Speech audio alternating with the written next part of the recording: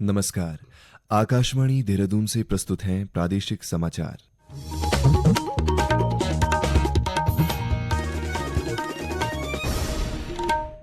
पहले मुख्य समाचार।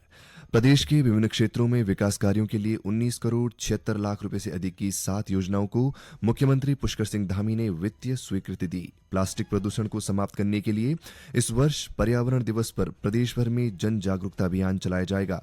खेल मंत्री रेखा आर्या ने नैनीताल जिले के भीमताल में लगभग 7 करोड़ की लागत से बने बैडमिंटन हॉल और मल्टीपर्पज हॉल का लोकार्पण किया।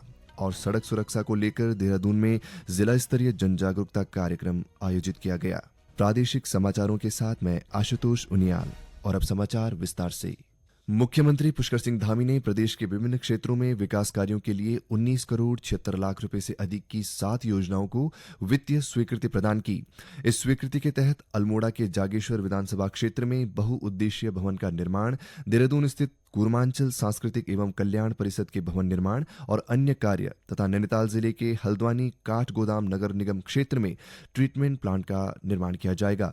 साथ ही चमोली जिले की मायापुर पेयजल योजना के अंतर्गत नलकूप निर्माण, पौड़ी गढ़वाल के कोट विकासखंड में मोटर मार्ग का सुदृढ़ीकरण और डामरीकरण, पिथौरागढ़ के धारचूला क्षेत्र में सड़क डामरीकरण और डीडीहाट क्षेत्र में सड़क पुनर्निर्माण व सुधारीकरण जैसे कार्यों के लिए भी वित्तीय स्वीकृति दी गई है। प्लास्टिक प्रदूषण को समाप्त करने के लिए इस वर्ष पर्यावरण दिवस पर प्रदेश भर में जन जागरूकता अभियान चलाया जाएगा। देहरादून में विश्व पर्यावरण दिवस की तैयारियों के संबंध में आयोजित बैठक में मुख्य सचिव आनंदवर्धन ने सभी जिलाधिकारियों को निर्देश दिए कि वे अपने जनपदों के लिए कार्य योजना तैयार करें और अभियानों में आम जनता की भागीदारी सुनिश्चित करें।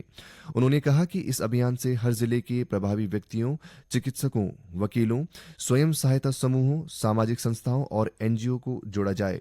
मुख्य सचिव ने बताया कि विश्व पर्यावरण दिवस के अवसर पर राज्य भर में सफाई और वृक्षारोपण कार्यक्रम आयोजित किए जाएंगे, जिसमें ग्राम पंचायतों, शहरों, सड़कों और नदियों की सफाई शामिल होगी। उन्होंने सभी अधिकारियों से पर्यावरण दिवस पर नवाचारात्मक प्रयास करने पर भी बल दिया।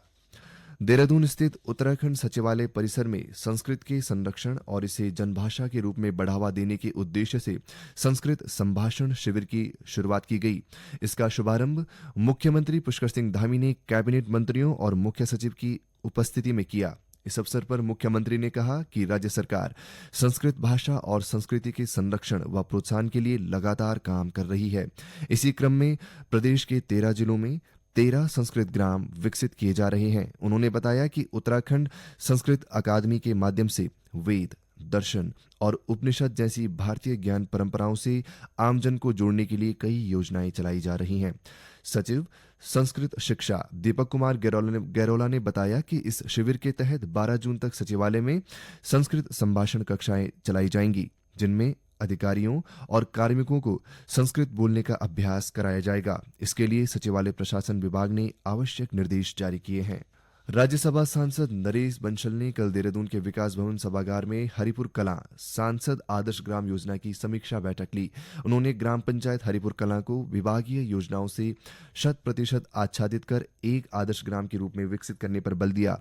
सांसद ने स्वास्थ्य विभाग को हरिपुर कलां में वेलनेस सेंटर शुरू करने और प्राथमिक स्वास्थ्य केंद्र की स्थापना के लिए प्रस्ताव तैयार करने के निर्देश दिए।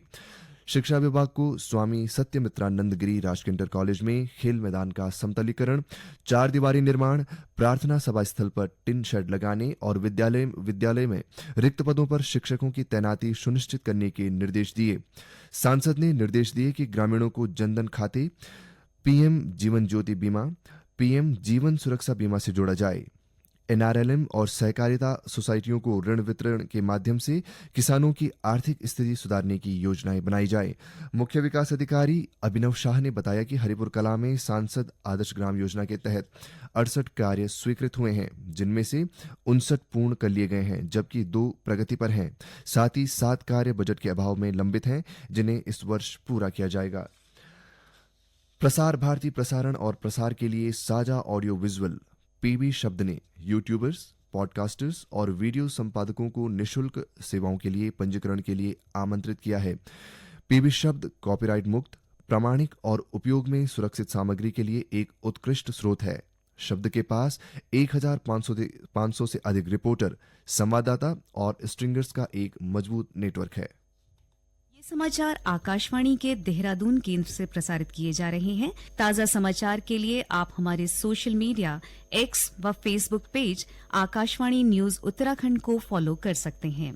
साथ ही ये समाचार हमारे YouTube channel Akashvani news Uttarakhand पर भी उपलब्ध हैं। खेल मंत्री रेखा आर्या ने नैनीताल जिले के भीमताल में लगभग 7 करोड़ की लागत से बने बैडमिंटन हॉल और मल्टीपर्पज हॉल का लोकार्पण किया। इस अवसर पर खेल मंत्री ने कहा कि इन सुविधाओं से राष्ट्रीय और अंतर्राष्ट्रीय स्तर के खिलाड़ी तैयार होंगे और देवभूमि को खेल भूमि के रूप में पहचान मिलेगी। उन्होंने बताया कि राज्य में अब तक 1300 करोड़ रुपए से अधिक की खेल परिसंपत्तियां विकसित हो चुकी हैं और स्टेडियम, मिनी स्टेडियम व मल्टीपर्पज हॉल का निर्माण लगातार जारी है। उन्होंने यह भी जानकारी दी कि हल्द्वानी में आगामी राष्ट्रीय खेल दिवस पर प्रदेश के पहले खेल विश्वविद्यालय का शिलान्यास किया जाएगा। परिवहन विभाग ने सड़क सुरक्षा को लेकर देहरादून के परेड मैदान स्थित दून लाइब्रेरी में जिला स्तरीय जन जागरूकता कार्यक्रम आयोजित किया। कार्यक्रम की अध्यक्षता राज्यसभा सांसद नरेश बंसल ने की।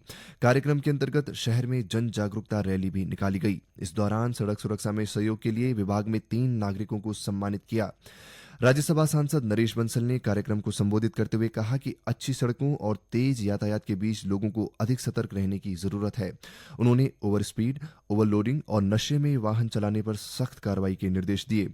साथ ही लोगों से संवेदनशील होकर दुर्घटना से प्रभावित होने वालों की सहायता करने की अपील भी की। कार्यक्रम के अंत में सड़क सुरक्षा वाहन रैली का आयोजन किया गया, जिसमें दुपहिया, ई ऑटो, ड्राइविंग स्कूल के वाहन और प्रदूषण जांच प्रयोगशालाएं शामिल रही। रैली घंटाघर से शुरू होकर एसली हॉल, दर्शनलाल चौक, बुद्धा चौक होते हुए परेड ग्राउंड तक पहुंची। आज हिंदी पत्रकारिता दिवस है। भारत में हिंदी पत्रकारिता की शुरुआत आज ही के दिन साल 1826 में हुई थी, जब हिंदी का पहला अखबार उदंत मार्तंड प्रकाशित हुआ था, जिसके संपादक जुगल किशोर शुक्ला थे। राज्यपाल लेफ्टिनेंट जनरल गुरमीत सिंह और मुख्यमंत्री पुष्कर सिंह धामी ने हिंदी पत्रकारिता दिवस के अवसर पर सभी मीडिया प्रतिनिधियों को शुभकामनाएं दी हैं। अपने संदेश में राज्यपाल ने कहा कि हिंदी पत्रकारिता ने न केवल स्वतंत्रता संग्राम की चेतना जगाई, बल्कि आज भी लोकतंत्र की मजबूती के लिए एक सजग प्रहरी की भूमिका निभा रही है।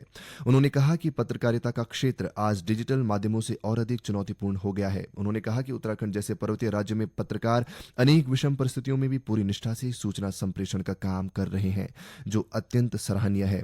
राज्यपाल ने आशा व्यक्त की है कि हिंदी पत्रकारिता समाज में सकारात्मक परिवर्तन का वाहक बनती रहेगी और भावी पीढ़ी को संवेदनशील तथा जिम्मेदार नागरिक बनाने में सहयोग करती रहेगी। वहीं अपने संदेश में मुख्यमंत्री ने कहा कि लोकतंत्र के चौथे स्तंभ के रूप में पत्रकारिता देश की राजनीतिक, आर्थिक, सामाजिक, सांस्कृतिक आदि विभिन्न क्षेत्रों में महत्वपूर्ण भूमिका निभा रही है। हिंदी पत्र पत्रिकाओं ने समाज में जन जागरूकता के प्रसार में भी महत्वपूर्ण योगदान दिया है। और अब एक नजर आज के समाचार पत्रों की सुर्खियों पर। मुख्यमंत्री सौर स्वरोजगार योजना से जुड़ी महिलाएं होंगी सौर सखी, अमर उजाला का शीर्षक है। समाचार पत्र लिखता है, सौर ऊर्जा प्लांटों के रखरखाव के लिए हर जिले में प्रशिक्षण दिया जाएगा। उपनल कर्मियों के नियमितीकरण को विशेषज्ञ कमेटी बनेगी। मुख्यमंत्री के इस बयान को प्रमुखता के साथ लिखते हुए हिंदुस्तान समाचार पत्र की खबर है, मुख्यमंत्री ने उपनल कर्मचारियों को नियमितीकरण के प्रति आश्वस्त किया। कहा, सरकार स्टेप बाय स्टेप आगे बढ़ रही है।